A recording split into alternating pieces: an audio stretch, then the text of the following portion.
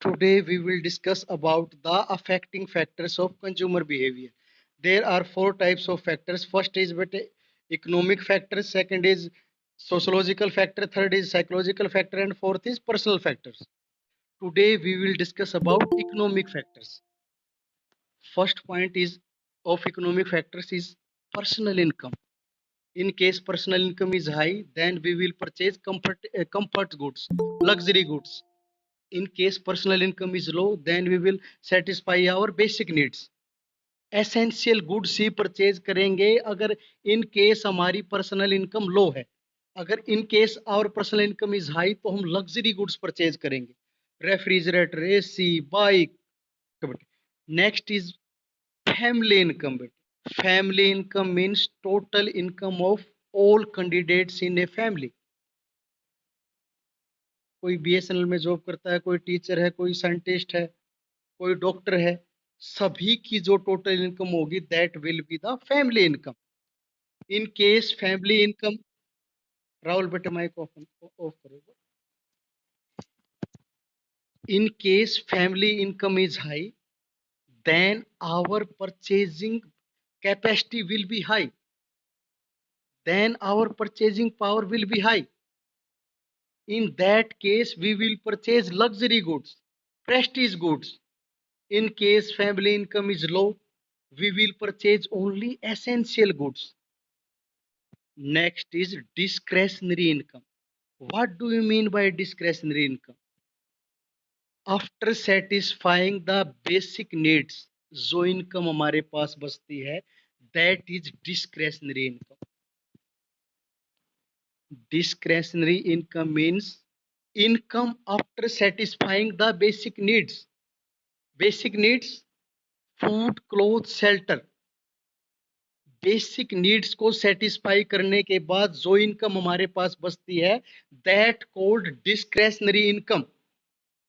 In case discretionary income is high, ज्यादा हमारे पास discretionary income बची है तो बेटे हम अपनी जो लग्जरी नीड्स हैं उनको सेटिस्फाई करते हैं, कॉस्टली आइटम परचेज करते हैं, कॉस्टली फर्नीचर परचेज करते हैं, लग्जरी गुड्स परचेज करते हैं. In case our discretionary income is low, we will satisfy our basic needs. Clear बेटे? दो ही पॉइंट बताए हैं. जब हमारी इनकम हाई होगी उस टाइम हम क्या करेंगे, जब हमारी इनकम लो होगी उस टाइम हमारे पास हम क्या करेंगे.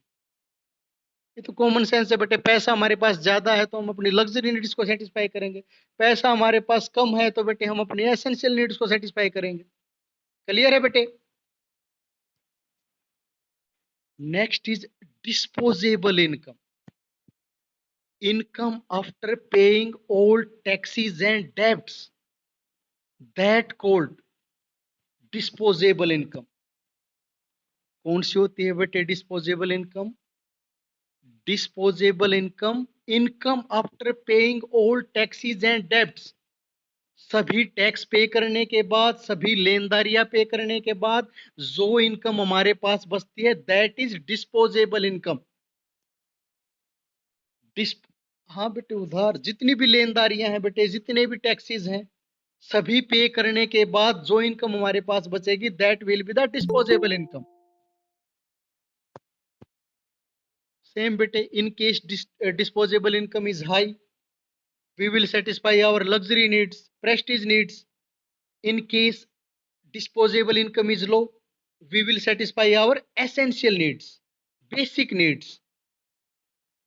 डिस्पोजेबल इनकम ज्यादा है तो बेटे हम लग्जरी गुड्स पर परचेज करेंगे, प्रेस्टीज गुड्स परचेज करेंगे. और अगर डिस्पोजेबल इनकम कम है तो बेटे हम बेसिक नीड्स को ही सेटिस्फाई करेंगे. Next is income expectations. If A customers income expectation is high, then that particular customers will spend more money in current. If income expectation is low or weak, then that particular customers will more saving in current time.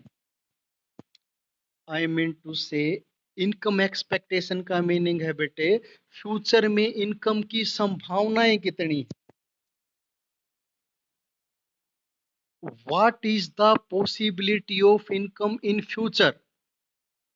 That called income expectation. If income expectation या income possibility in future is high, we will more spend money currently in current.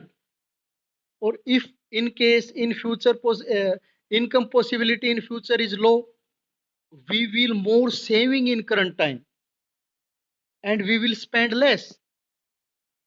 अगर future में income की expectation ज्यादा है तो हम current में ज्यादा स्पेंड करेंगे, हमारी परचेजिंग पावर ज्यादा होगी।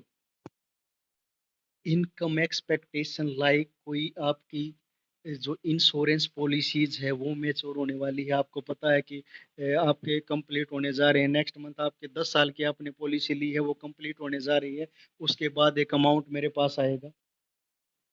एनएससी, नेशनल सेविंग सर्टिफिकेट्स, एक फिक्स डिपॉजिट होता है, अगर वो कंप्लीट होने जा रहा है तो आपको पता है कि एक अमाउंट पर्टिकुलर अमाउंट मेरे पास आएगा। ग्रेजुएटी, ग्रेजुएटी एक ऐसा अमाउंट होता है जो एक वर्कर को, जो एक एम्प्लॉय को गवर्नमेंट उसका सर्विस पीरियड कंप्लीट करने के बाद देती है। लाइक जैसे प्रोफेसर्स की जो सर्विस टाइम होता है 58 ईयर्स होता है, तो सपोज करो कोई रिटायर होने वाला है 58 ईयर्स, उसके अभी 2-3 मंथ बचे हैं, तो उसको पता है कि उसको ग्रेजुएटी मिलेगी after retirement. Okay, in future आपको बोनस मिलने वाला है। Next is liquid assets. Liquid assets means cash और नियर कैश। चेक हो सकता है, कैश इन हैंड हो सकता है, कैश इन बैंक हो सकता है, मार्केटेबल मार्क गोल्ड हो सकता है, मार्केटेबल सिक्योरिटीज हो सकती हैं, एक शॉर्ट टाइम के लिए म्यूचुअल फंड का इन्वेस्टमेंट हो सकता है, जिनको इजीली कैश में कन्वर्ट किया जा सके। In case liquid assets is more, then purchasing power will be more. In case liquid assets is low या less, then purchasing power also will be the low. अगर हमारे पास लिक्विड एसेट्स ज्यादा हैं तो हमारी परचेजिंग पावर भी high होगी। In case हमारे पास लिक्विड एसेट्स कम है तो हमारी परचेजिंग पावर भी लो होगी। Next is consumer credit. Credit का मीनिंग बेटे यहाँ उधार से नहीं है, क्रेडिट का मीनिंग यहाँ पे साख से। साख in the sense image of a customer, in the eyes of bank, in the eyes of financial institution जो लोन प्रोवाइड करवाती हैं। रेपुटेशन, बिल्कुल बेटे। Next is consumer credit is if consumer credit is high, then we will spend more money in current time for goods and services. If consumer credit is low, we can't spend more money on goods and services currently.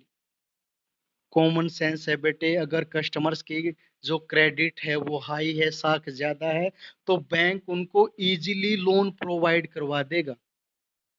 Customers के पास पैसा आया तो वो अपनी needs को satisfy कर सकता है, वो बाइक परचेज कर सकता है, वो अपनी बेसिक नीड सेटिस्फाई कर सकता है, वो कार परचेज कर सकता है, वो ट्रैक्टर परचेज कर सकता है। In case customer credit is high, अगर उसकी लो है बेटे क्रेडिट, तो इन दैट केस जो बैंक है उसको लोन प्रोवाइड नहीं करवाएगा, इट मीन्स उसके पास पैसा नहीं आएगा, तो वो ज्यादा मनी गुड्स एंड सर्विसेज पे स्पेंड नहीं कर सकता। क्लियर?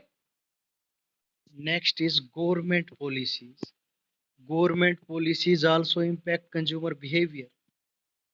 गवर्नमेंट क्या कर सकती है बेटे, गवर्नमेंट किसी बिजनेस पे, किसी प्रोडक्ट के प्रोडक्शन पे टैक्स रेट इंक्रीज कर सकती है। अगर उसने टैक्स रेट इंक्रीज कर दी, इट मींस जिस भी प्रोडक्ट या सर्विस का वो बिजनेस करते हैं, उस प्रोडक्ट और सर्विस का जो रेट है वो ऑटोमेटिकली क्या हो जाएगा, इंक्रीज हो जाएगा। In case tax rate increase नहीं करती गवर्नमेंट या टैक्स रेट डिक्रीज कर देती है, तो उस पर्टिकुलर प्रोडक्ट का प्राइस या तो सेम रहेगा या थोड़ा सा लो हो जाएगा। इससे कस्टमर की परचेजिंग पावर इंक्रीज हो जाती है। क्लियर?